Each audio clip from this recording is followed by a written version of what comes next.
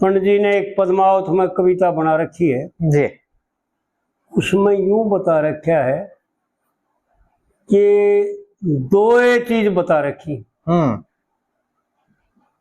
बुद्धि और ज्ञान और ईश्वर की माया। हाँ जी। तीसरी जी। इस शरीर में इस जीव के कल्याण के लिए ये तीनों चीज काम करते हैं। बुद्धि तो ज्ञान को ग्रहण करती है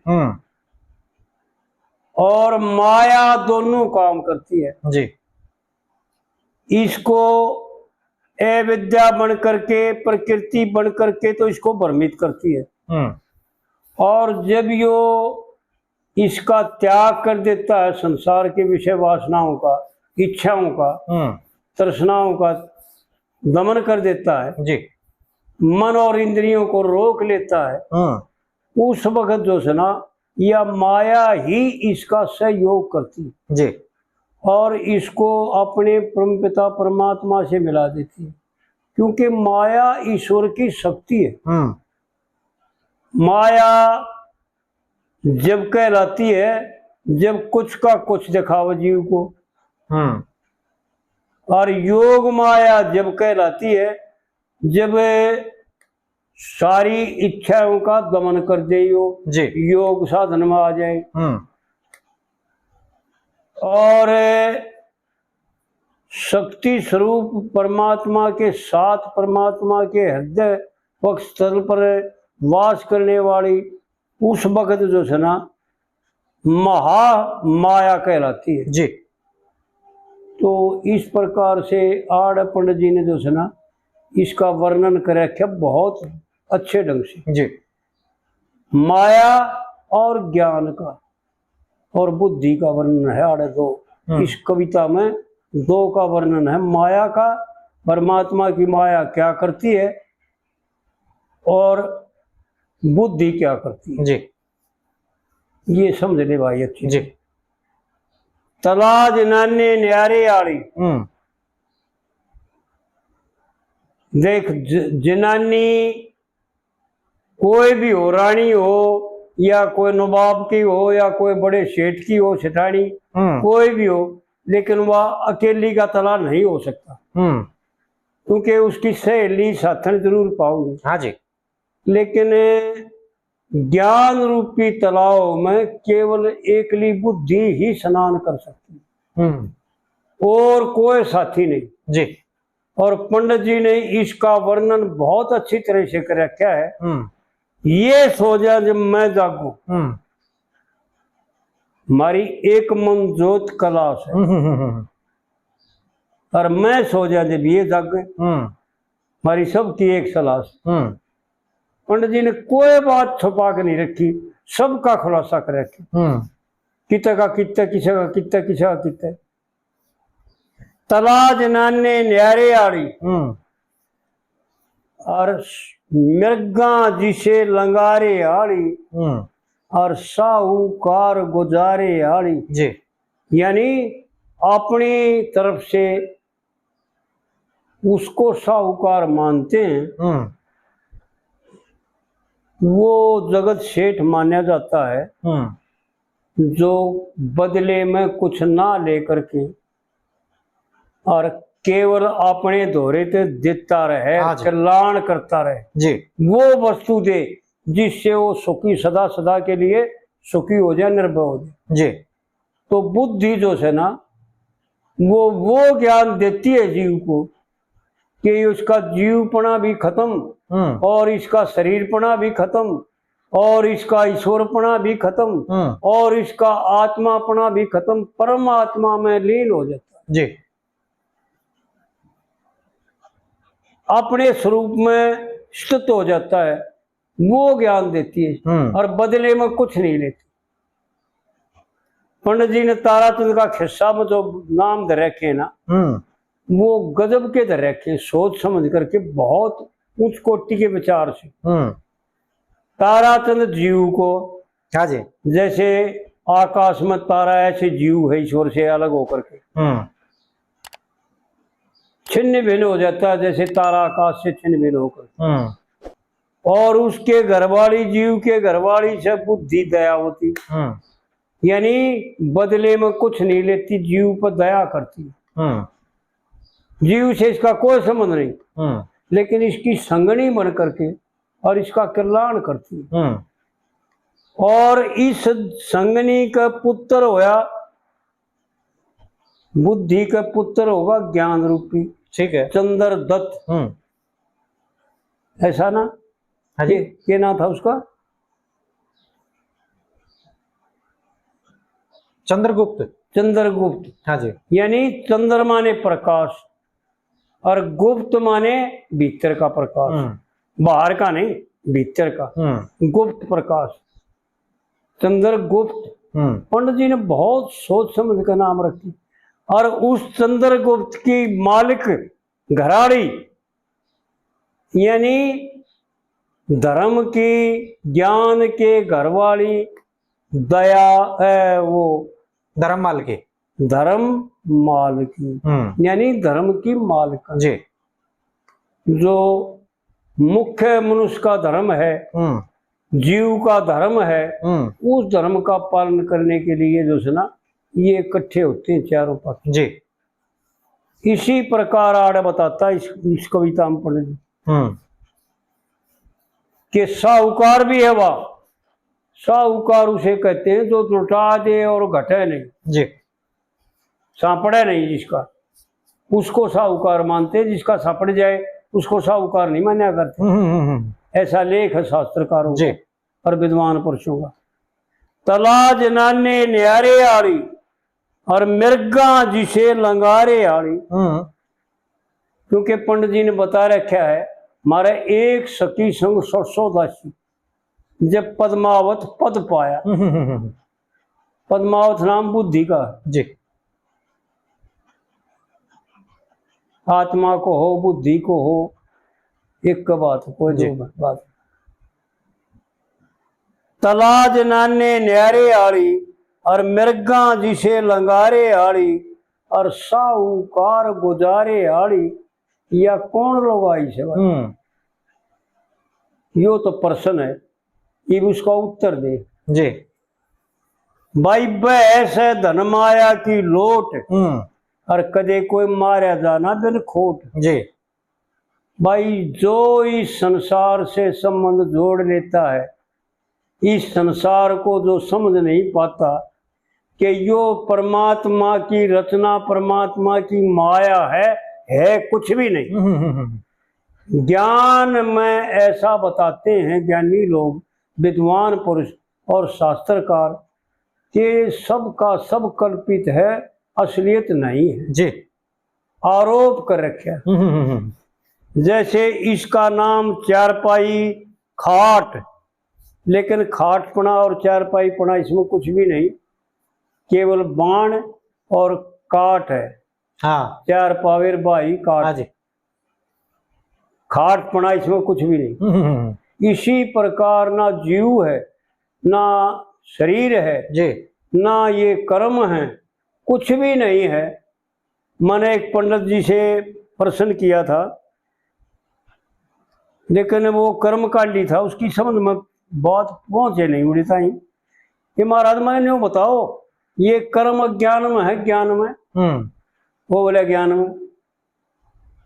मैं बोला जी मैंने तो ऐसा सुना कि ये ज्ञान के साधन है, इसलिए ज्ञान में कहे जा सकते हैं, लेकिन है अज्ञान में। हाँ। ज्ञान में कुछ कर्म नहीं है जी, ज्ञान में केवल जीरो है, शून्य है। शून्य शकर की शून्य सलाह पर, गगन शकर की शून्य सलाह पर आसन अचल जमाया, सोई सतगुरु मोह भाया, जिसने भोग में योग दिखाया। ऐसा बताते हैं, यानी शून्य है, वहां कुछ भी कर्म नहीं है, क्योंकि कर्म दूसरे के लिए है। कर्म जब दो हो जाएंगे जब कर्म होगा। मैं अपने लिए कर्म करूंगा और लेकिन जब मैं रह जाऊंगा तो कोई कर्म दूसरा रहेगा नहीं। द्वैत में कर्म है, ठीक है। और अज्ञान में द्वैत है, ज्ञान में द्वैत समाप्त हो जाता है। हाँ जी। तो इस प्रकार से जो है ना आड़े यूं समझना चाहिए कि पंडित जी क्या कहना चाहते हैं, क्या दर्शाना चाहते हैं, इस माया का खेल दर्शाना चाहते हैं। वह से धन माया की लोट, यह परमात्मा की जो माया है, जो प्रकृति है दोनों तरह की, यह इस जीव के कल्याण खातिर है, ना कि इसके नाश करण खातिर। ठीक है। इसको तिरके, इसको ज्याद यानी यथार्थ इस्तेमाल करके और अपने स्वरूप का ज्ञान प्राप्त करने के लिए यह माया रची गई थी। इसको आनंदमय करने के लिए यह माया रची गई थी, ना कि इसको क्लेशमय करने के लिए। जी जी जी। वैसे धन माया की लोट, कदे कोई मारा जा बिन खोट, और या चल से चोट गवारा खातिर। भाई ये विद्वानों में खासियत होती है कि गवार कहकर सुतरा कर दिया नहीं तो गवार को मूर्ख कह देता, पागल कह देता। तो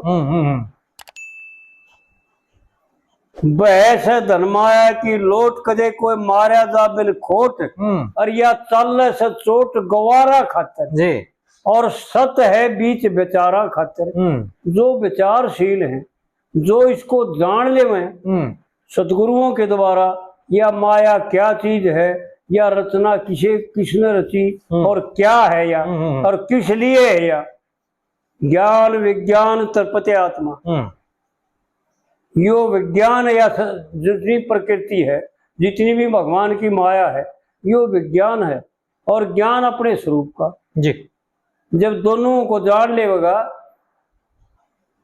जब तिरपत हो जाएगा।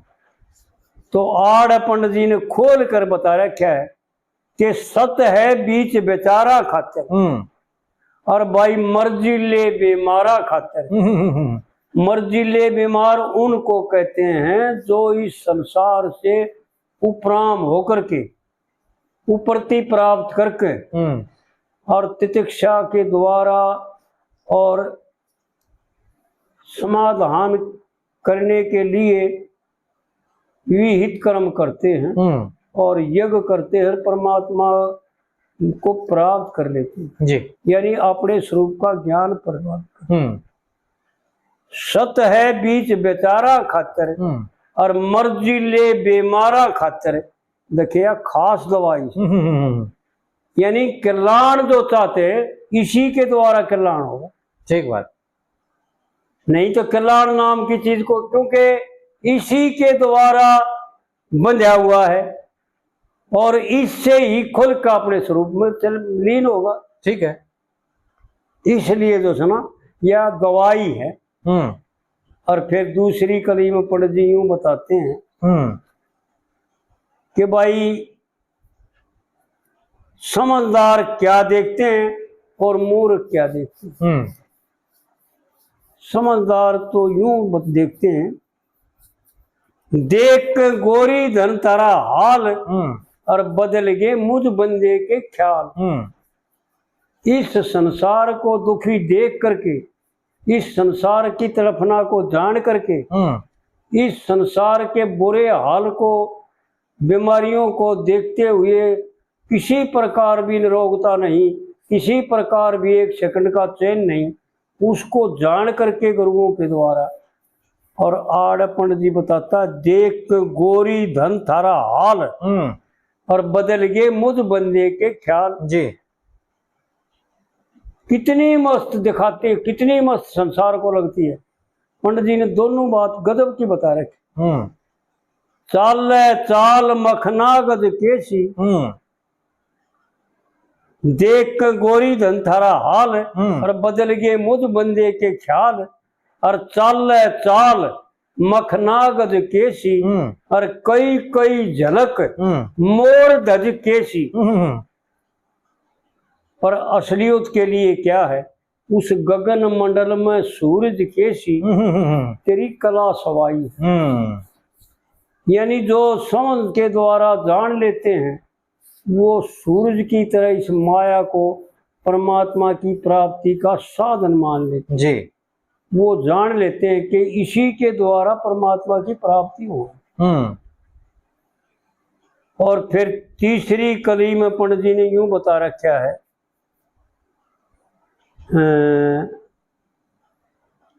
ध्यान सच्चे ईश्वर का धरियो।